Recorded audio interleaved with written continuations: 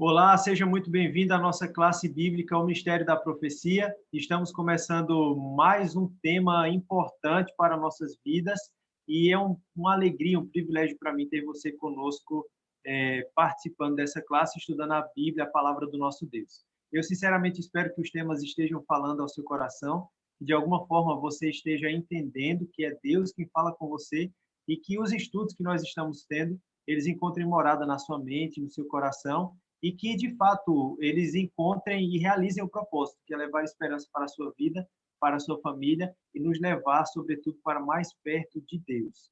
Hoje nós vamos começar com o nosso quarto tema dessa série, o Mistério da Profecia. Se surgiu alguma pergunta dos temas anteriores, você pode colocar nos comentários e a gente vai respondendo, vai trocando informações, ideias para que a gente cresça junto nesse assunto. Mas se não ficou nenhuma dúvida, que Deus continue, então, iluminando a sua mente, ajudando para que os temas fiquem claros e que naquilo que nós não conseguimos falar aqui, Deus, através do Santo Espírito, fale e que essa mensagem produza o efeito necessário, né? O efeito esperado, que é trazer esperança para nós vivermos nesse mundo em crise. Vamos começar o tema dessa noite, o nosso quarto tema. Eu vou colocar aqui o nosso estudo para a gente começar, tá bom? Mas antes, eu queria convidar você para nós fecharmos os olhos e falarmos com o nosso Deus, pedindo que Ele nos ajude a entender o tema que nós estudaremos hoje, tá bom? Pronto, agora sim a tela deu uma adiantada aqui. O tema de hoje, a morte que traz vida. Mas antes de a gente começar a estudar o tema, eu queria convidar você mais uma vez para aquele momento especial de oração. Feche os seus olhos, se puder, eleve os pensamentos a Deus e vamos falar com Ele nesse momento. Nosso grandioso Deus e eterno Pai, nós vamos estudar a Tua palavra mais uma vez. E, Senhor, a Tua Bíblia, nós cremos, é a palavra do Senhor, escrita por homens, mas inspirada pelo Teu Santo Espírito. Por isso, rogamos a Ele, o Espírito Santo, que nesse instante Ele seja o nosso professor, que Ele ilumine a nossa mente, que Ele prepare a nossa mente, o nosso coração para receber a Tua palavra, e que o tema de hoje possa nos trazer esperança, possa nos levar para mais próximos do Senhor e fortalecer também a nossa fé para permanecermos firmes nos Teus caminhos, fazendo a Tua vontade, mesmo estando no mundo submerso na crise. São as bênçãos que nós te pedimos, colocando a nós, a nossa família e cada um dos estudantes dessa classe bíblica em tuas mãos, em nome de Jesus. Amém. Se nós perguntássemos qual seria o maior desejo do ser humano, qual seria a sua resposta? Eu vou compartilhar com você a minha. Eu acredito que, sem dúvida nenhuma, quase todo ser humano, entre os seus muitos sonhos, tem o sonho de ser imortal, tem o sonho de viver eternamente. Ao longo das eras, ao longo da história, nós percebemos a preocupação do ser humano em tentar, de alguma forma, criar uma receita para viver um pouco mais. A vida é o bem mais precioso que nós temos e temos apenas uma, mas, apesar de estarmos aqui nessa terra e desfrutarmos da vida, quanto mais nós pudermos desfrutar desse bem, melhor. O desejo de viver eternamente e ser imortal é o desejo que permeia os pensamentos, desde o bebê até o vovô. Desde as pessoas mais inexperientes até os mais vividos, todos querem viver um pouco mais. A vida ela é tão preciosa, apesar das suas muitas dificuldades, que se nós perguntássemos a alguém que está passando por muitas enfermidades, muitas dificuldades, muitas crises, se ela prefere permanecer dessa maneira ou morrer, certamente a resposta dela vai ser que ela prefere viver. Apesar dos problemas, apesar das dificuldades, ela prefere viver. A Bíblia, porém, diz para nós em Eclesiastes capítulo 9, versículo 5, que os vivos sabem que hão de morrer. O que a Bíblia está dizendo é que aceitemos nós ou não, nos conformemos com essa ideia ou não, a morte ela é inevitável. Cedo ou tarde, nós vamos ter que enfrentar esse momento terrível. E tem um ditado popular aí entre as pessoas, talvez você já ouviu, há quem diga que quem não quer morrer velho tem que morrer novo, né? Ou quem não morrer novo, de velho não passa. O que as pessoas dizem por trás desse ditado é que, cedo ou tarde, a morte vai nos levar, infelizmente. Mas A Bíblia diz para nós que existe uma eternidade, ou seja, existe um meio de nós vivermos para sempre. E qual seria esse meio? Como isso seria possível? Será que a solução está em alguma fonte da eterna vida? Será que é algum remédio? Será que é algum tipo de elemento, alguma fórmula que os cientistas vão criar e vão nos dar a vida eterna? A Bíblia nos fala que a vida eterna se encontra em Cristo. E no estudo de hoje, nós vamos ver por que nós podemos ter essa certeza e como isso se tornou possível. Mas vamos seguir adiante. Eu queria dar continuidade aqui, mencionando para você o exemplo da cidade milenar chamada Petra. Petra fica localizada no sul da Jordânia e lá tem a cidade dos Nebateus. Os Nebateus, eles tinham, entre os seus costumes pagãos, ali os seus costumes da sua religião, de sacrificar animais à deusa Al-Uzá. Eles acreditavam que essa deusa era responsável por estender o período da vida, dar vida. Então, além de oferecer os sacrifícios animais, uma vez por ano, os nebateus também ofereciam uma criança para esta deusa, porque eles acreditavam que entregando o que havia de mais precioso, essa deusa seria convencida a lhes dar a vida eterna. Porém, nós olhamos os registros históricos e nós percebemos que dos nebateus sobrou apenas as ruínas das suas cidades. Eles foram, não existe mais, né? Eles se foram. Mesmo aqueles que eram mais fiéis, mais devotos, mais religiosos e mais voluntários em entregar as suas ofertas preciosas, morreram. E o que isso nos mostra é que, por maior que seja o nosso anseio em viver eternamente, a vida ela não se resume, a vida eterna ela não se alcança com esse tipo de sacrifício, né? Mas qual é então a solução que a Bíblia nos apresenta para nós termos a vida eterna? A Bíblia fala sobre o sacrifício do Filho de Deus, Jesus Cristo. Esse é o único sacrifício que é capaz de nos dar a vida eterna. Não importa se nós oferecemos dinheiro, não importa se nós oferecemos aquilo que é de mais precioso, nós só encontramos a certeza da vida eterna no sacrifício do Filho de Deus, que é Jesus Cristo. E a pergunta é, qual é a diferença, então, da morte de Jesus na cruz e do sacrifício das crianças, os filhos dos nebateus? A Bíblia também revela para nós. Eu queria destacar aqui pelo menos 4 diferenças. A primeira é que os nebateus acreditavam que a sua deusa exigia a morte de suas crianças. Quando nós vamos para a cruz do Calvário, nós percebemos que é Deus que entrega, e ele não exige absolutamente nada. Deus entrega o seu filho pela humanidade e ele não exige nada por isso. Outra coisa que nós aprendemos em contraste entre os nebateus e o sacrifício de Cristo é que o sacrifício humano ele não pode salvar. Não há condições de, pela morte de um ser humano, alcançar então a vida eterna. E lá em João capítulo 3, verso 16, mostra, portanto, qual é a diferença de Jesus Cristo para o sacrifício humano. É que Deus amou o mundo de tal maneira, diz o texto de João 3,16, que deu seu Filho unigênito para que todo aquele que crê não pereça ou morra, mas tenha a vida eterna. Enquanto os sacrifícios dos nebateus não ajudarem absolutamente nada para que eles tivessem mais tempo de vida, o sacrifício de Cristo, nos diz aqui a Bíblia, ele é capaz de oferecer a vida eterna a todo aquele que nele crê. Sabe, Deus ele é tão preocupado em nos ensinar isso. Deus ele está tão focado em mostrar isso para nós, que ele lança mão de várias maneiras para nos ajudar a entender o seu amor e a grandeza do seu sacrifício por nós. Nós poderíamos destacar várias dessas maneiras, mas no estudo de hoje eu gostaria de destacar apenas alguns relatos históricos da salvação e como esses relatos históricos contam para nós acerca da salvação. O primeiro relato é quando Deus falou sobre o pecado e a morte lá no Jardim do Éden. Você sabe que depois que Deus criou Adão e Eva, ele os colocou lá no jardim e os colocou para que vivessem eternamente, sob a condição de não comerem do fruto proibido.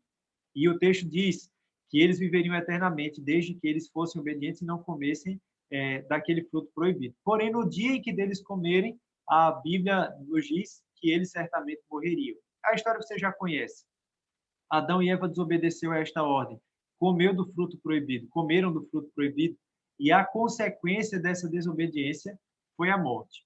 Então, naquela ocasião, após a desobediência da ordem de Deus, Deus precisa ensinar para Adão e Eva, Deus ensina para Adão e Eva, eles precisam aprender isso, que o pecado sempre vai levar à morte. Mas apesar de o pecado de Adão e Eva ter resultado na morte, Deus também revela o seu plano para salvar o casal e toda a humanidade dos efeitos do pecado, que é a morte. Ele usa uma ilustração forte para mostrar que o pecado gera morte, mas que ele também traria a vida eterna através do sacrifício de Jesus Cristo. Como isso acontecia? Em Gênesis capítulo 3, nós temos a profecia bíblica que diz que viria um descendente da mulher que esmagaria a cabeça da serpente e a serpente lhe feriria o calcanhar, mas através desse descendente viria a salvação para não apenas Adão e Eva, mas para todo aquele que nele crê. Obviamente, essa profecia de Gênesis capítulo 3, versículo 15, se refere a Jesus Cristo, o Messias, que viria para pagar o preço do resgate pelo pecado. Então, lá no Jardim do Éden, Deus ensina que o pecado gera morte, mas que ele já tinha um plano para salvar o pecador dos efeitos do pecado. E o seu plano era enviar o Messias para assumir o lugar do ser humano, pagar o preço do pecado e lhe conceder, portanto, a vida eterna. Então, toda a maldição no Jardim do Éden deu lugar agora à promessa feita no jardim também da vinda de Cristo. Em Romanos capítulo 6, versículo 23, o apóstolo Paulo nos lembra dos efeitos do pecado e também qual o preço do pecado. Ele diz o seguinte: o salário do pecado é a morte, mas a segunda parte do texto que você vê na tela, o dom gratuito de Deus é a vida eterna em Cristo Jesus, o nosso Senhor. Então, o apóstolo Paulo está nos lembrando que a vida eterna, ela é resultado desse dom gratuito de Deus ofertado a nós seres humanos através de Cristo Jesus. Então, como diz o relato bíblico, a solução para o problema do pecado não era sacrificar o nosso bem mais precioso a uma entidade divina pagã, não está em conseguirmos algum tipo de receita de medicamento que estenda a nossa vida, mas quando se trata de vida eterna, a única solução que nós temos é Jesus Cristo, o nosso Senhor.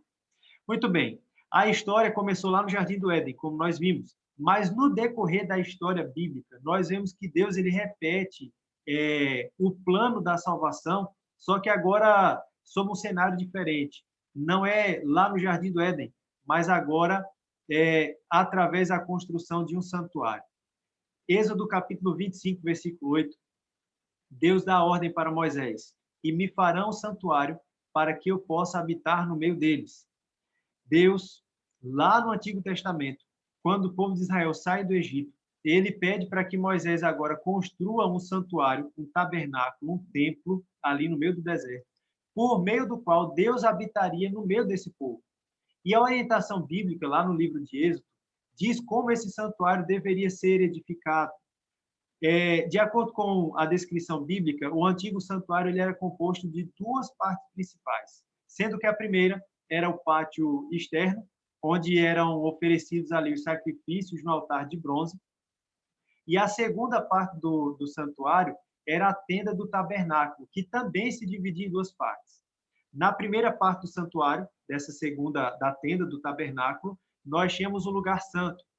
E após esse véu do lugar que separava ali o lugar santo, nós tínhamos o segundo compartimento do tabernáculo, que era o lugar santíssimo, onde ficava ali o altar, e dentro desse altar tinha as tábuas dos 10 mandamentos e os querubins em cima, conforme você pode ver aqui na imagem ao lado, tá bom?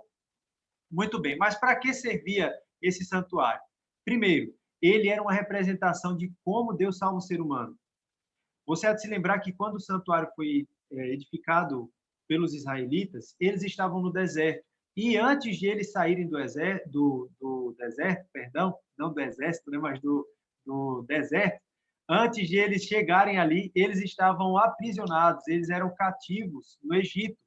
E lá no Egito, eles foram inseridos numa cultura completamente diferente daquela que Deus havia os ensinado. Eles estavam agora misturados, a sua identidade religiosa havia se misturado com o paganismo egípcio. E Deus, então, através do sistema do santuário, ele lembra ao povo de Israel o modo como Deus salva. Então, nesse santuário, quando o povo olhava para esse santuário edificado lá no deserto, eles se lembravam que o santuário era para adoração e também educação do povo na história da salvação. Eles estavam no Egito, eles haviam esquecido o modo como adorar a Deus, o modo como Deus esperava ser adorado. E agora Deus faz o santuário, primeiro para representar o plano da salvação, mas também para ser ali um local de adoração e um local de educação. O povo aprenderia como ser salvo por Deus através da estrutura do santuário. E de que maneira isso acontecia? O povo entendia e experimentava a salvação por meio dos símbolos que aconteciam ali dentro. Então, aqui está uma imagem, mais ou menos, do que nós temos no santuário, do que seria o santuário.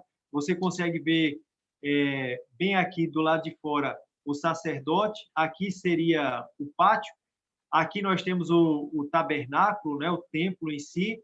Você consegue ver por dentro como era a primeira parte. Tinha aqui alguns móveis, o candelabro, a mesa com os pães, o altar. Passado esse segundo véu, chegava então ao lugar santíssimo, tá bom? Então, aqui é mais ou menos para você ter uma ideia de como era esse santuário.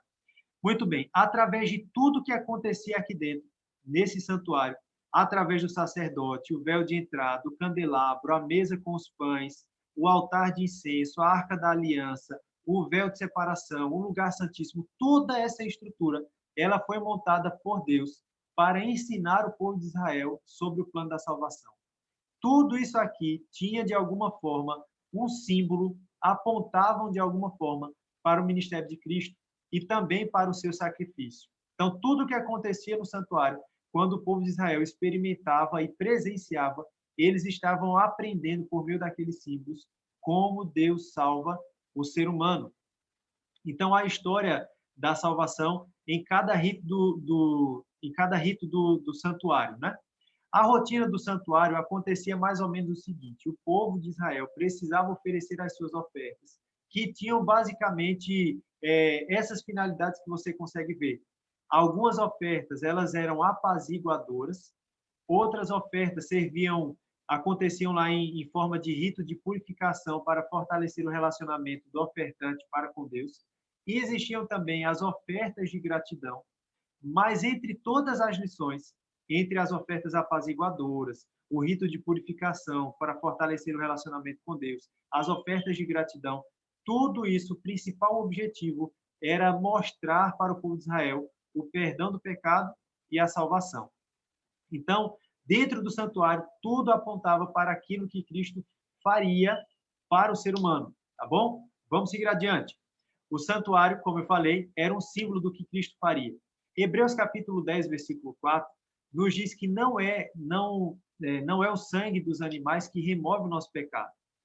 Então, o que o apóstolo Paulo está dizendo aos hebreus, é que tudo aquilo que acontecia lá no santuário não era a cerimônia em si que era poderosa para purificar o povo, que era poderosa para fortalecer o relacionamento, mas todo o santuário, ele acontecia, a sua rotina, os ritos, as cerimônias, eram um símbolo que apontavam para aquela realidade, para uma realidade maior. Era uma representação menor de uma realidade maior. Então, o sangue dos animais derramados ali, eles tinham poder, eles tinham, como eu posso dizer, eles mostravam ali o modo como o pecado era perdoado, não pelo cordeiro em si, mas porque ele apontava para Jesus, o cordeiro que viria tirar o pecado do mundo.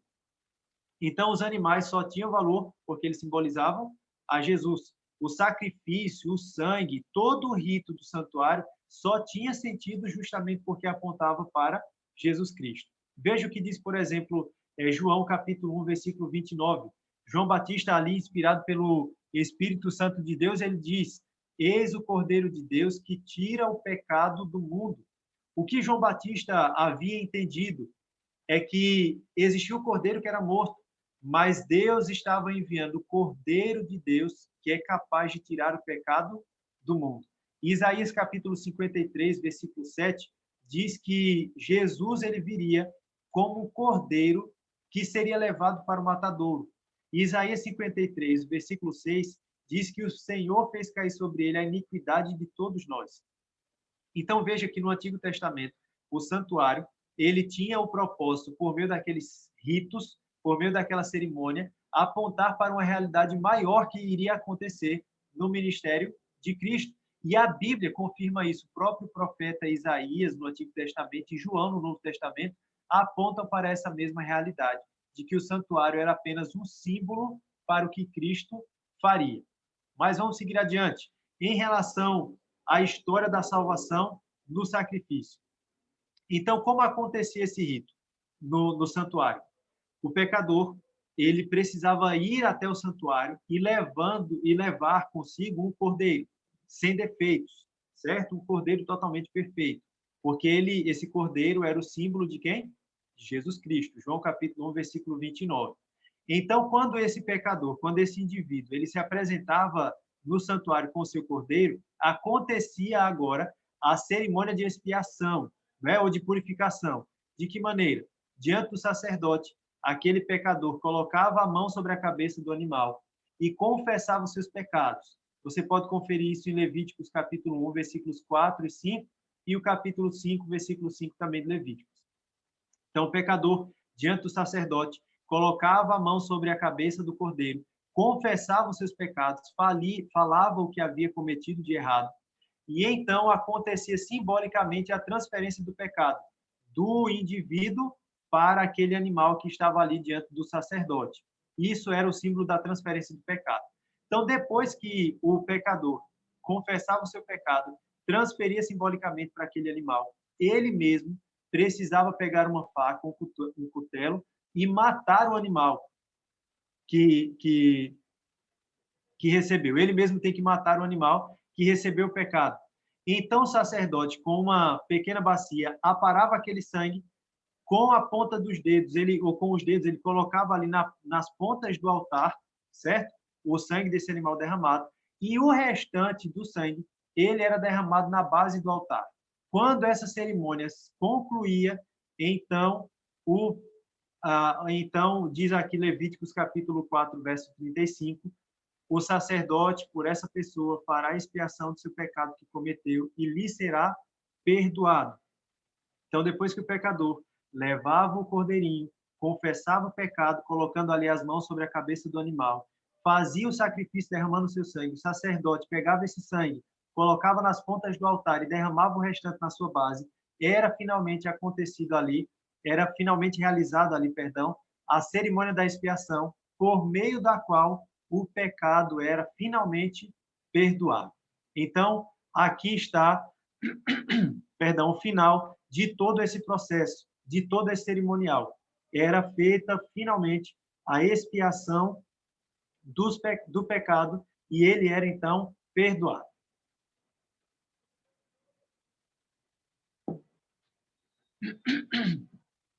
Então, por meio de toda esse cerimonialismo, Deus estava ensinando para o povo de Israel a maneira como eles seriam salvos, como o povo seria salvo.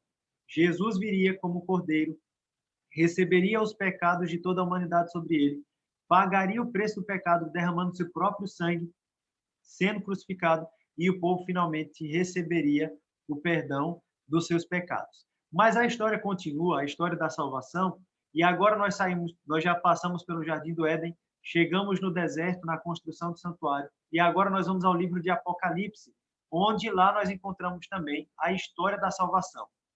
No livro de Apocalipse, Jesus ele não é mais apresentado como um cordeiro simplesmente, mas ele é apresentado como o rei triunfante, aquele que venceu. Apocalipse capítulo 1, versículo 5, diz que ele nos ama e pelo seu sangue nos liberta dos pecados. Apocalipse capítulo 5, versículo 6, diz que ele é o cordeiro que abre os livros do juízo e salva o povo. Apocalipse capítulo 6, versículo 1, Jesus é apresentado como o cordeiro que abre os selos da história para salvar. Capítulo 7, verso 14, Jesus é apresentado como o cordeiro que livra pelo seu sangue. Apocalipse capítulo 13, versículo 8, Jesus é apresentado como o cordeiro que foi morto desde a fundação do mundo. Percebe que agora Apocalipse não olha para Cristo apenas dizendo assim, ele morreu e acabou a história, mas Jesus é apresentado como o tema central desse livro, da Bíblia, do livro de Apocalipse, mas ele é mostrado como aquele cordeiro que venceu, como aquele que triunfou, aquele que é capaz de perdoar, aquele que é capaz de salvar, aquele que é capaz de mudar a história de todo aquele que nele crê. Mas quando a gente chega, então, mais adiante, nós percebemos também que a história da salvação ela não se estende apenas do Jardim do Éden até o livro do Apocalipse, passando pelo santuário, mas ela vai até os dias da eternidade. Por quê? A Bíblia nos assegura que Deus ele tinha um plano para salvar o ser humano, mesmo antes da criação do mundo. A Bíblia fala que Jesus é o Cordeiro de Deus que foi morto antes da fundação do mundo. Então, o plano da salvação ele já havia sido criado antes mesmo que o ser humano fosse criado, ou antes que o ser humano pecasse. E esse plano ele foi colocado em ação justamente no momento em que o ser humano pecou. Efésios capítulo 1, versículo 4, nos lembra que nós fomos eleitos em Cristo antes da fundação do mundo. 1 Pedro capítulo 1, versículos 19 e 20, diz que o sangue de Cristo como cordeiro foi reconhecido antes da fundação do mundo. Aqui está o texto que eu acabei de mencionar. Então, simbolizado pelo cordeiro no antigo santuário, Cristo nos deu a eternidade. Então, Jesus é a garantia da nossa vida eterna. E que coisa maravilhosa, que maravilhosa promessa. Porque, como nós vimos ao longo da história, o pecado ele trouxe problemas terríveis que nós precisamos lidar com ele todo o tempo. E como se não fosse suficiente, como se não bastasse todas as lutas que nós enfrentamos, o pecado ainda trouxe consigo a morte. E agora nós não nos conformamos, apesar de sabermos que vamos morrer cedo ou tarde, a gente não se conforma com essa ideia, porque de fato nós não fomos criados para morrer. A Bíblia fala no livro de Eclesiastes que Deus pôs eternidade no nosso coração. Então nós não nascemos para viver 80, 70, 90 anos. Nós nascemos para viver eternamente. Nós fomos criados para viver eternamente. O pecado interrompeu esse plano.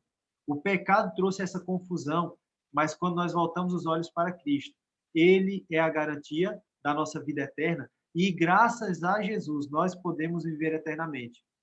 A salvação, portanto, como nós já falamos anteriormente, eu quero repetir, não depende de entregarmos aquilo que há de mais precioso como um filho para Deus ou para essas entidades pagãs. A nossa eternidade não depende de acordos que nós fazemos aqui e ali.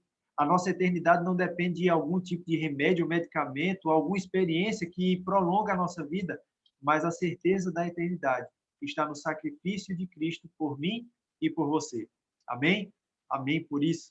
Mas de tudo que nós estudamos, talvez a pergunta mais importante do nosso tema seja essa que você consegue ver.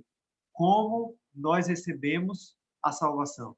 Nós já entendemos que Jesus nos salva, mas como desfrutar, como receber da salvação?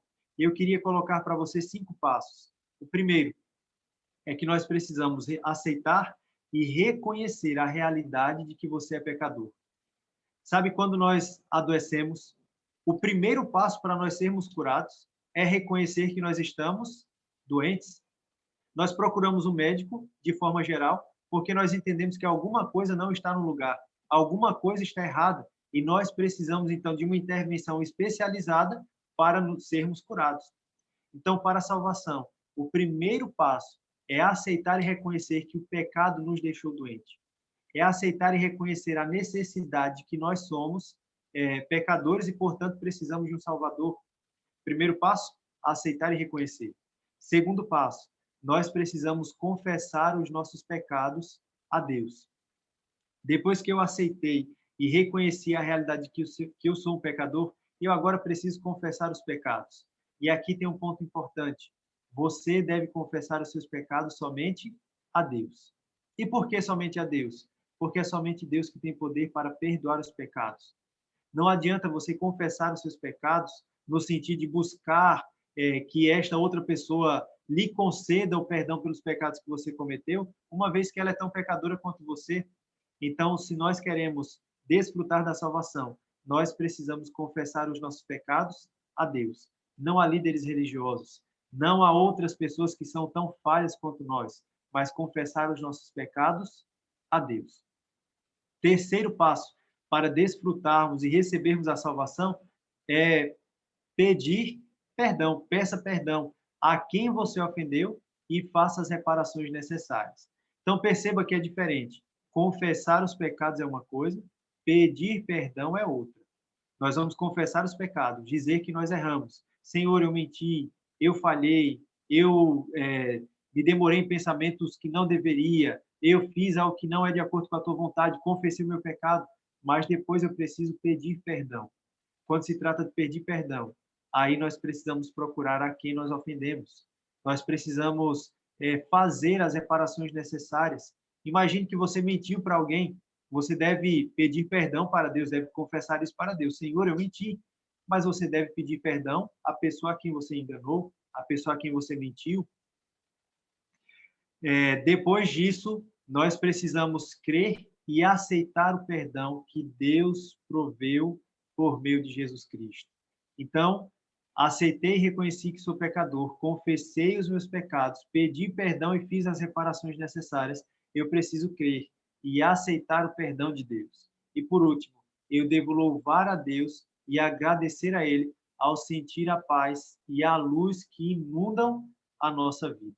E então, fazendo isso, nós estaremos estendendo a mão para receber a salvação. A salvação ela já foi oferecida a todos nós. A salvação ela é de graça, é um presente. E presente, nós não cobramos a pessoa a quem nós vamos presentear o valor do presente, nós simplesmente entregamos. E a pessoa que vai receber o presente, ela também não pergunta quanto pode pagar, mas ela simplesmente estende a mão e recebe o presente, porque o presente é de graça. O presente mais precioso que Deus oferece para nós, pecadores, é o presente da salvação. É um presente que para nós é de graça, mas que para Deus custou o sangue do seu precioso Filho. Veja o que diz Efésios capítulo 2, versículo 8. Porque pela graça sois salvos, mediante a fé, e isto não vem de vós, é um dom de Deus. Veja que coisa maravilhosa. Se nós tivéssemos de pagar alguma coisa para Deus para receber a salvação, ainda que nós juntássemos todas as riquezas do universo, não passaria de alguns centavos, algumas esmolas para Deus. Se nós quiséssemos sacrificar aquilo que há de mais precioso para Deus, esses sacrifícios seriam constrangedores diante do tamanho sacrifício que Deus fez por nós.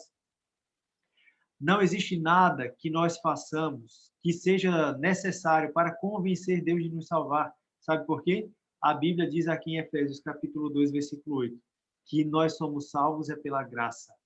E quando fala que é pela graça, é porque a salvação, para mim, para você, ela não custa nada. O preço que nós deveríamos pagar para sermos salvos já foi pago por Deus. Deus pagou o preço para que nós a recebêssemos, para que nós recebêssemos a salvação de graça. E veja, a Bíblia diz também que a salvação ela não vem de nós. Não somos nós que convencemos Deus de nos salvar, porque como o texto já diz, nós somos salvos de graça. É pela graça que somos salvos. E isso não vem de nós. Não fomos nós que nos tornamos merecedores. Não fomos nós que convencemos Deus. Mas Deus, porque nos ama, nos oferece a salvação gratuitamente. E o texto termina dizendo que a salvação, que é de graça, ela é um dom que vem de Deus. João capítulo 3, versículo 16, diz, porque Deus amou o mundo de tal maneira que deu seu Filho unigênito, para que todo aquele que nele crer não pereça, mas tenha a vida eterna. Veja o que João está dizendo. Deus deu seu Filho unigênito, porque ele amou. E para receber a vida eterna, o que eu preciso fazer é crer nele, para que eu não morra, mas tenha a vida eterna. Portanto, a salvação é de graça. E sendo de graça, a única coisa que eu e você podemos fazer é simplesmente receber. Mas sabe, Quando se trata de salvação, esse é um assunto impressionante, mas pode surgir uma dúvida, uma pergunta, mas Deus fez tanto por mim para me salvar e agora isso não vai me custar nada? Não tem nada que eu preciso fazer para recompensar esse presente de Deus? E a resposta é sim. Você não precisa fazer nada. Ou não, você não precisa fazer nada, porque tudo que precisava ser feito, Deus já fez.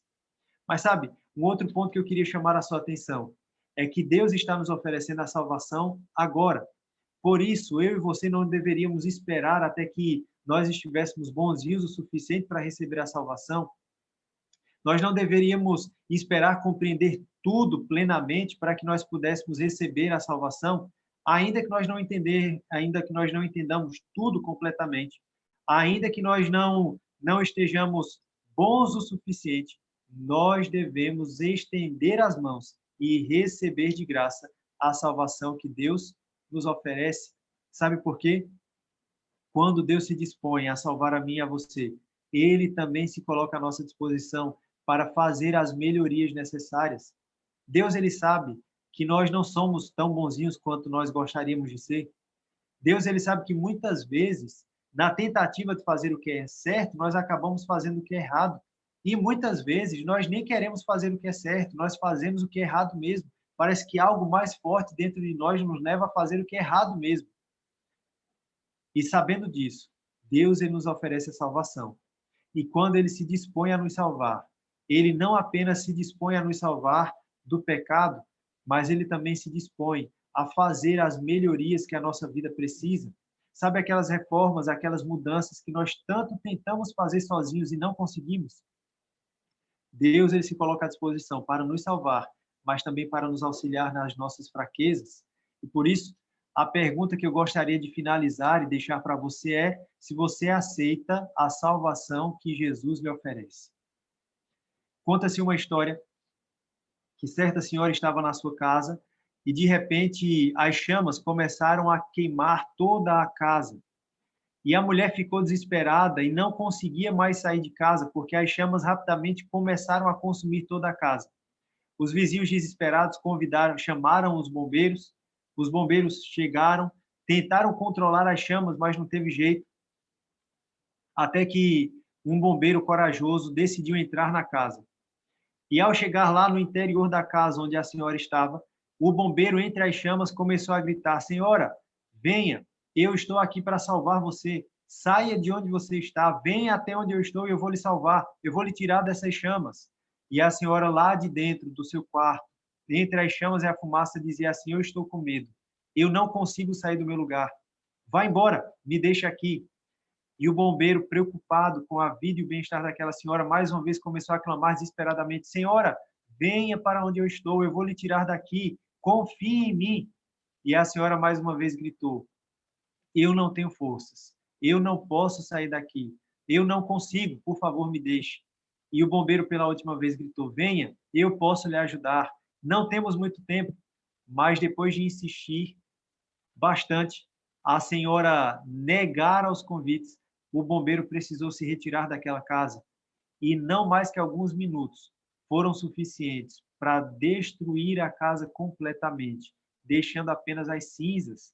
E aquela senhora também, infelizmente, foi queimada, consumida pelo fogo, pelas chamas. Ela esteve bem perto de receber a salvação. Ela esteve bem próxima do livramento, mas justamente por decidir esperar, ou simplesmente por se permitir ser aprisionada pelo medo, ela perdeu a oportunidade de salvar a própria vida. É apenas uma ilustração, mas que nos ajuda a lembrar que Deus também, ele está, podemos dizer entre aspas, gritando desesperadamente: Eu quero salvar você. Venha para onde eu estou, segure em minha mão, ouça a minha voz, atenda às minhas orientações, eu vou te tirar desse mundo são e salvo. Mas, apesar de Deus estar nos oferecendo o dom gratuito da salvação, o único que pode decidir se nós seremos salvos ou não, sabe quem é? Sou eu e você. A salvação, ela é um dom gratuito. Para nós não custou absolutamente nada, mas para Deus custou tudo. Custou o seu único filho, custou derramar o precioso sangue de Jesus Cristo, custou a humilhação, as dores, a perseguição e o abandono de Jesus lá no Monte do Calvário. Mas ele fez tudo isso porque ele nos ama e ele deseja nos salvar.